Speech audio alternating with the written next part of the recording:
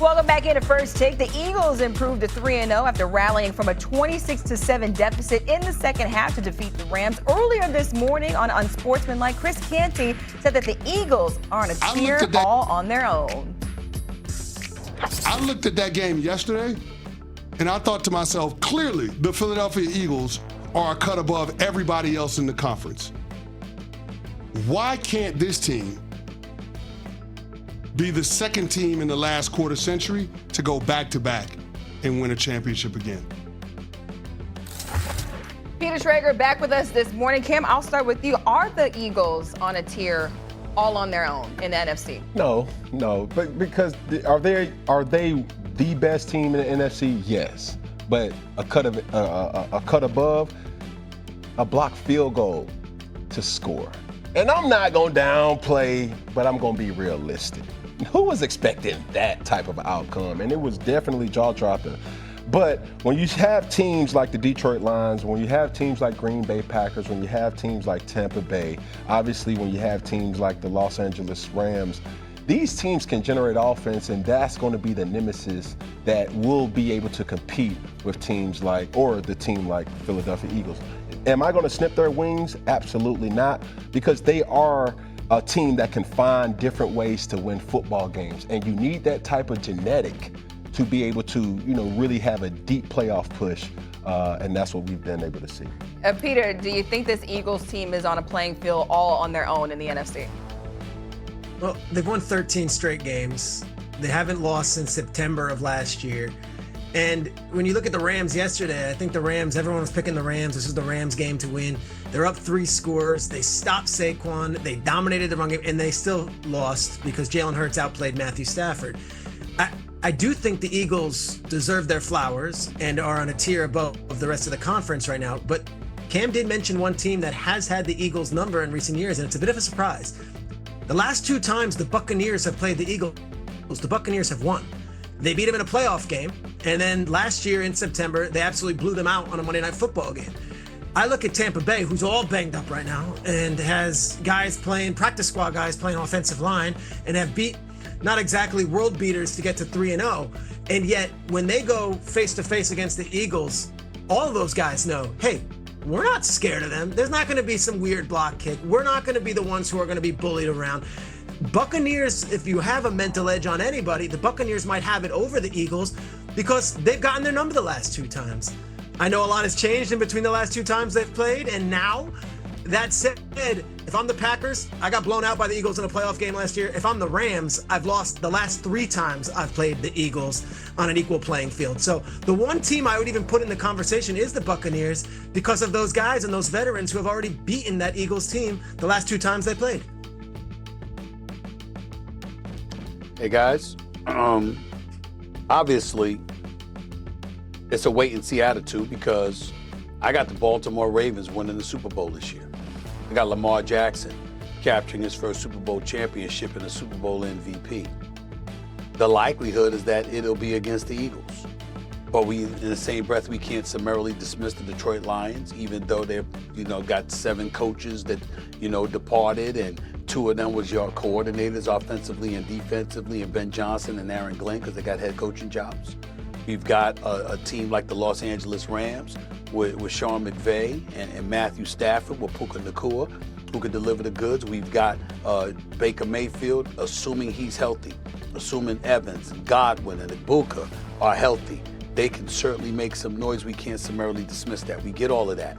But here's the reason why this question is warranted. Eagles are 19-1 over their last 20 games. In games that Jalen Hurts has started and finished for the Philadelphia Eagles, they have won 17 straight. Now, we can't ignore that. And they're not one-dimensional in how they beat you. 1 minute is Saquon Barkley running roughshod over everybody. Another minute he's quiet, but A.J. Brown is looking like a man amongst boys. Or Goddard is getting open. Or Devontae Smith is showing you that him and A.J. Brown are a dynamic tandem at the wideout spot. Or Jalen Carter is getting a sack. Or he's blocking a field goal, along with Jordan Davis and 6'6", 336 pounds, running, at 18.59 seconds an hour. This is what we're seeing from these cats, okay? you're finding different ways that they elevate themselves in the moment. So many times, Cam, Peter, y'all know this, Peter covering the game the way that you do, Cam playing the game the way that you did. It's one thing to do what you do. It's another thing to do it in moments. Imagine, Cam, if en route to a Heisman, en route to an undefeated record when you won the Heisman and won the national championship, en route to being the first overall pick in an NFL draft, and literally carrying the franchise on your back to a 15-1 record and ultimately a Super Bowl appearance. If in multiple consistent moments, no matter how great you were during the regular season, when the moment arrived, you shrunk. Imagine if that was true, okay, and how they would look at you. Well, we don't say that about Jalen Hurts. We see Jalen Hurts going to a Super Bowl against Patrick Mahomes a few years ago, and if they had won the game, they lost 38-35, he would have been the MVP because he balled out. We saw him last year show up against Patrick Mahomes and be one of only 3 quarterbacks in Patrick Mahomes' career to beat him in the postseason, the other 2 being Tom Brady and Joe Burrow. This is what we're seeing. And we're seeing an Eagles team that's showing a myriad of ways to take you out. So the question is warranted. It just can't be answered until the season's over. I want to make a point. I would add, Go ahead, real quick. Go ahead, Ken. I'm sorry. I want to make a point real quick because I can hear, the people who love me so much in Philly talking through the airways right now. The issue that I have, or when I'm analyzing quarterback play, is that version of Jalen Hurts that we saw yesterday is not consistently expected or asked him to play in that type of manner. And that's why he's judged and critiqued a certain type of way. So I'm not saying that he's not a skillful player or does not have top 5, top 10 skill set. It's just not asked of him on a week-to-week basis like most other quarterbacks. Trace, last word. Last word is, if you saw Jalen Hurts' reaction to the Jordan Davis block and the field goal, or the blocked field goal on the return, he's very cool. Cool. Like, there's no jumping up and down. There's no celebration. This guy is like, it's been written. It's expected. This is what we do. That's what strikes the fear in me as an opponent. Like, this guy cannot be shaken and is unwavering in his confidence. And when they needed him yesterday, a guy who came into yesterday's game with just 2 passes of 10 yards or more going into this game on the season, he was electric. He hit A.J. Brown, he hit Devontae Smith, he hit Goddard. He was the man. This Eagles team is legit, and I think the rest of the NFC fears them when they go and they take the field. Yeah, just no reaction from Jalen Hurts when he saw that touchdown taken back. They won the game. He walked right off of the field like it was just another day at the office for him. All right, C.J. Stroud and the Texans have fallen to 0-3. Just what has happened to the former Rookie of the Year? We've got a lot to say about that. That's coming up. To tie it at 7.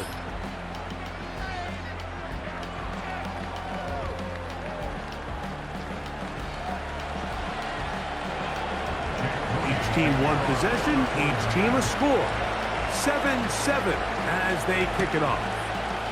But dangerous Mecole Hardman on the return. And he's brought down right at the 35-yard line.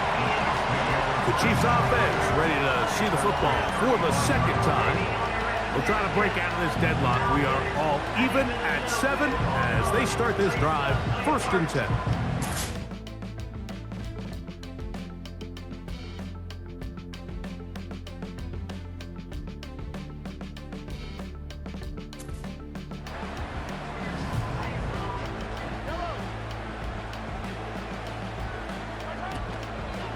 The drive begins with a run by Pacheco. And nothing on that one, back to the line of scrimmage, and that is it. So often when it comes to safeties, Mike, we talk about their speed and their range, but for him to be able to come up and make a tackle and be physical at the point of attack and keep this ball carrier to no gain, that's pretty impressive. He'll be hit as he throws this time, and it's going to fall incomplete. He might be fortunate just to avoid the sack. And it'll set up a 3rd down. Out of the gun, here's Mahomes. That is caught. He gets the hook up with Rice. And they will bring him down on the other side of midfield. Mahomes finding Rice for the Kansas City 1st down. This is clinic tape for any young wide receiver out there watching this guy run routes. He has the defender thinking everything is a go ball. Attack him vertically, and then when you get to your route depth, you stick that foot in the ground, you break in, balls on time, results in a nice first down pickup. Play fake. Now it's Mahomes. And he can't hang on through the contact. It's incomplete. What a good job defensively to meet him just as the ball was arriving. And it'll be second down. To the air once more. It's Mahomes.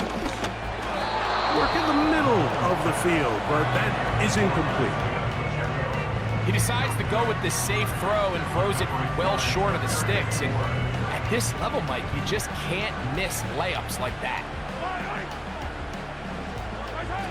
On third down, Mahomes. A ball deep for the end zone. That is going to be pulled in. He's got it. Hollywood Brown. Touchdown, Kansas City. Make it 2 touchdowns in the very first quarter of play. What an opening quarter he is having. Greg, that is 2 touchdown receptions here in the first quarter. Mike, all this guy has to do is keep this pace up, and he's going to have himself 8 touchdowns. But in all seriousness, if I'm this quarterback, I'm not looking anywhere else until this defense proves they have an answer. Because right now, they don't have it.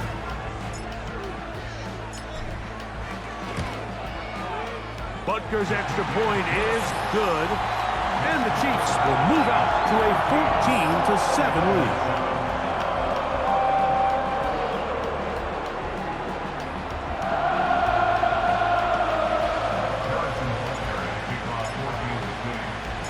So now it's Butker following the touchdown to send this one away. Samuel going to see what he can do. And he'll be brought down past the 25. Decent field position to start this drive. 49ers offense about ready to get going on their second possession. They trail here by a touchdown as this drive will start with a first down.